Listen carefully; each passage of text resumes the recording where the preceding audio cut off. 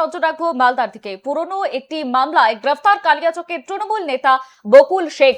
সোমবার রাতে নওদা যদুপুর এলাকার বাড়ি থেকে তাকে গ্রেফতার করেছে কালিয়াচক থানার পুলিশ। মঙ্গলবার ধৃতকে মালদা আদালতে পেশ করেন তদন্তকারী পুলিশ কর্তারা।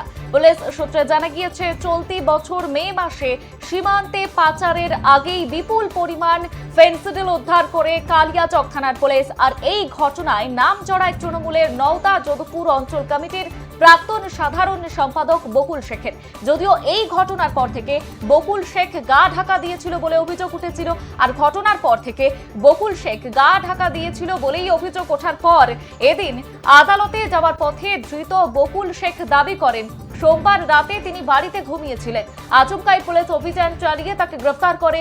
যে ফেন্সিডিল পাচারের কথা বলা হচ্ছে তার সঙ্গে তিনি কোনোভাবেই জড়িত নন। কালিয়াচক থানার পুলিশ জানিয়েছে, শুধু ফেন্সিডিল নয়, বিগত দিনে একাধিক সংঘর্ষ, বোমাবাজি, এলাকা দখল এবং খুনের বেশ কিছু মামলা এই বকুল শেখের বিরুদ্ধে রয়েছে। সেই সব সংক্রান্ত মামলাও আদালতে তোলা হবে বলেই জানিয়েছে তদন্তকারী পুলিশ কর্তারা।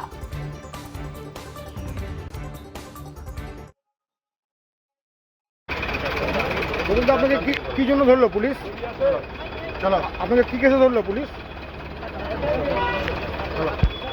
বলছি আপনাকে কি কেসে ধরলো? না বলছে কোনো এনডিপিএস কেসে নাকি আপনাকে ধরেছে? বাড়ি থেকে আমাকে ডেকে ডাকলো। হ্যাঁ, আইসির সঙ্গে দেখা করতে, তারপরে আর কিছু কি হয়েছে জানি না স্যার।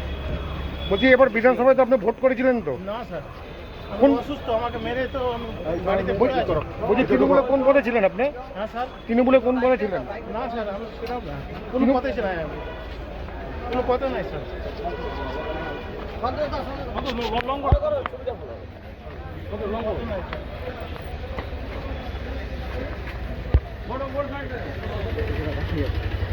আপনার কাছ থেকে কোনো রিকভারি হয়েছে? ফেন্সিডিল কিছু রিকভারি হয়েছে? আমি বাড়ি থেকে অসুস্থ পড়ে আছি 1.5 বছর থেকে স্যার। আমি তো জেল থেকে বেরিয়ে স্যার, আমি তো কোনো পার্টিতে